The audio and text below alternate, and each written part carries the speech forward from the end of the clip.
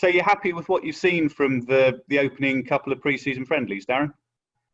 Yeah, there's been some good bits, some bits that we need to work on, obviously. Usual stuff.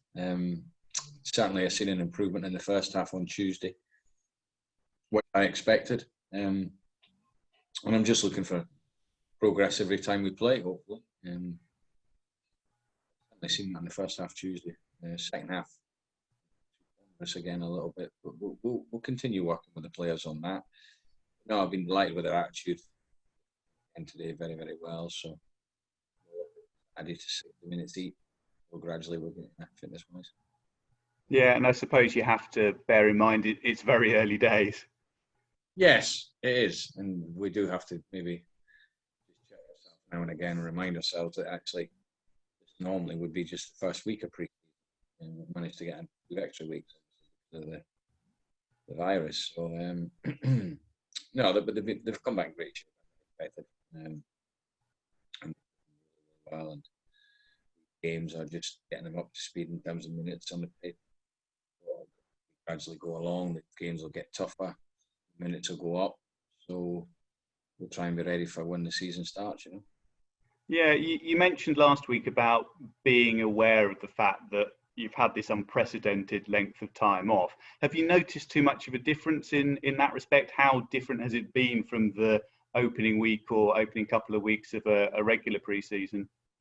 Yeah, it's been slightly different in the sense that we're going to have more games. As we're leading into more games, but certainly we're going to have more 90 minutes than we would normally have. But in terms of actually the work we've done, from day one we've had the balls out exactly the same as last pre-season.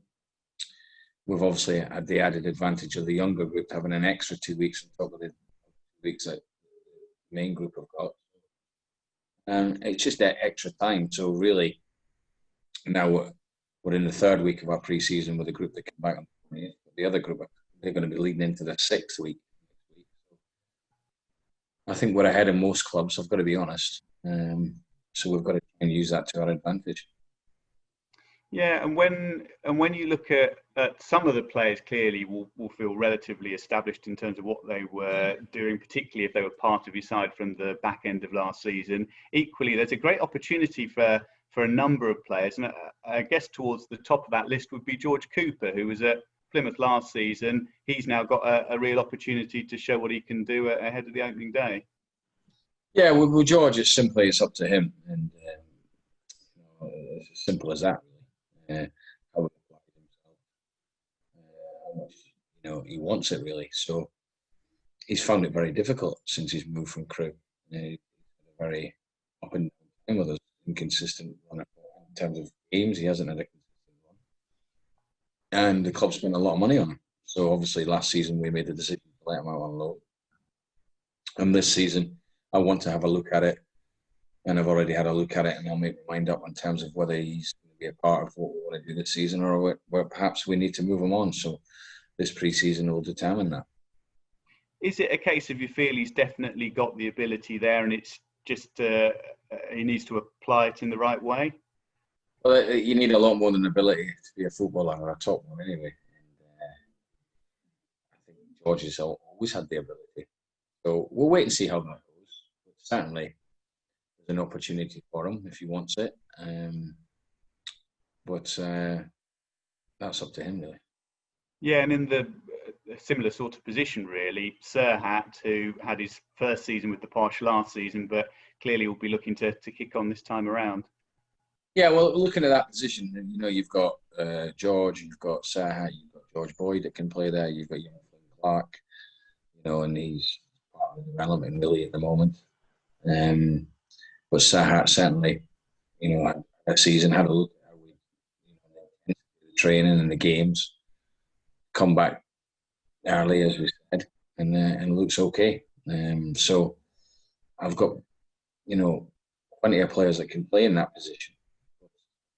One of them to show to me that they're ready to start the season, but it's a long, I know it's not as long as normal, but it's still a long season, it's still a long period of time.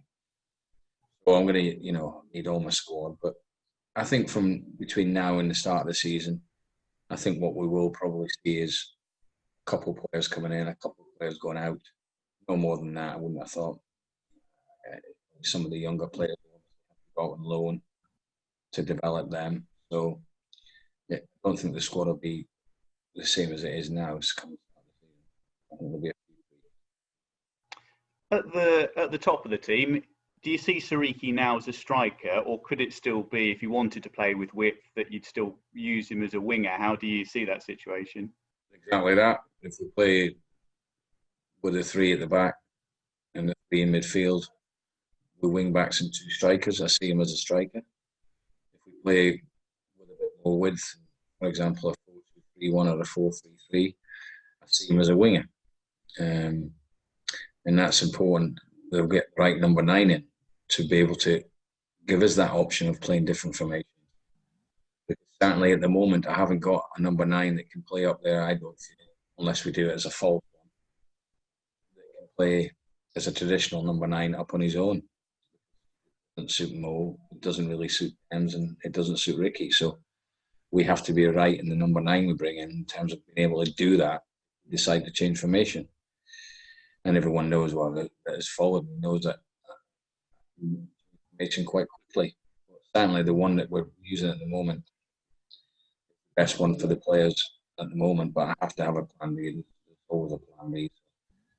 With Dembele, you could play as a false 9 and just drift around. You can play obviously as another striker with another one, but you can also play wide. He's just a very good player, the boy.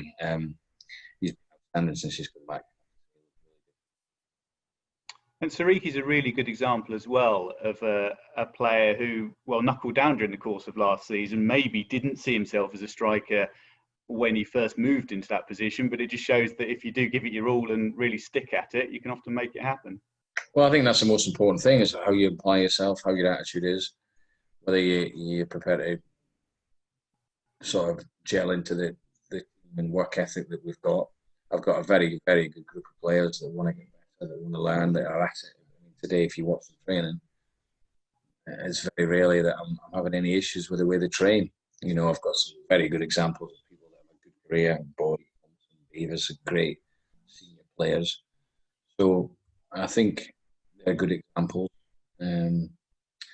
But certainly the way we train and the way we apply ourselves every day is the most important thing for me. That creates a good atmosphere, which then can create a winning atmosphere as well.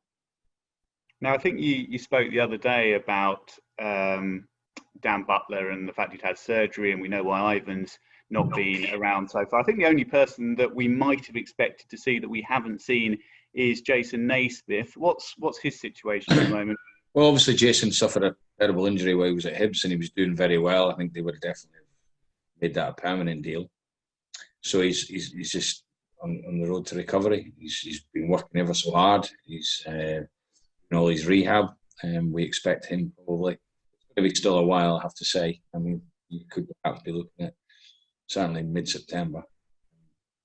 So we'll wait and see.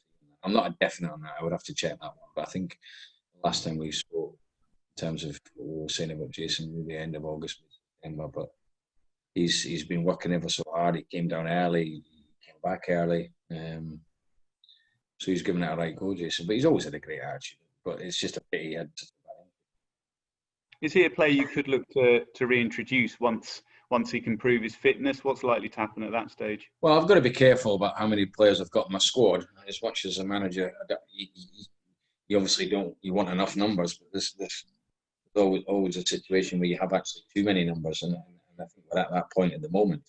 If everyone was to be fit, and like I say, I am going to tweak. We need to strengthen certain areas, and that's something I will be looking to do.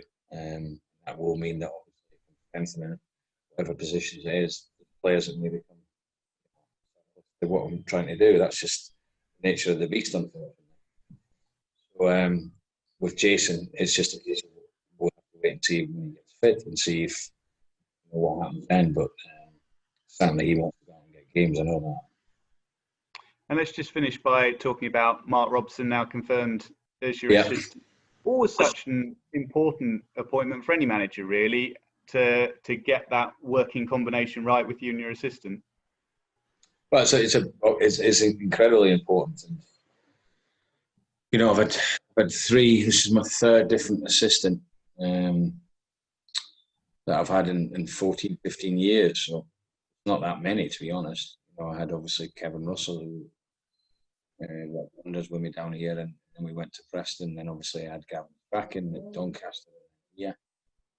But now I've got Mark, and to be fair, when Gavin made it clear he wanted to leave, within 5 minutes I'd spoke to Mark. I didn't know if I'd get him, but fortunately he was ready to move back. He wanted to get back into that sort of day in, day out with a club. We worked very well together before. He's an outstanding coach, and I've said that before I was even thinking about bringing him back. So delighted that he's come in. I think he's a big signing for the club. Yeah, and as you say, you've not had many assistants throughout your career, so having someone that you know inside out is clearly quite important. Yeah, I mean, he was the first name I came up with in my mind. But of course, I had to have other options. But the way I seen it for this season, I felt it would be better for me. It would be someone that I'd worked with before, given the nature of what the season's going to be, in terms of it's going to be relentless game after game after game. But then I looked at the credentials of all the coaches I'd worked with, and he was clear. There was only one other coach I spoke to, but I was only Mark's here, and with anything I can do in terms of sessions. I know that he sees the game as the same way as I. And the other good thing about it, he's got vast experience. So the expectations of this club and him knowing that obviously ticks a lot of boxes as well. So I'm absolutely delighted. I'm glad it's sorted out now. We've managed to get it done. The FA were great about it, and the owners, my owners were fantastic about getting them in.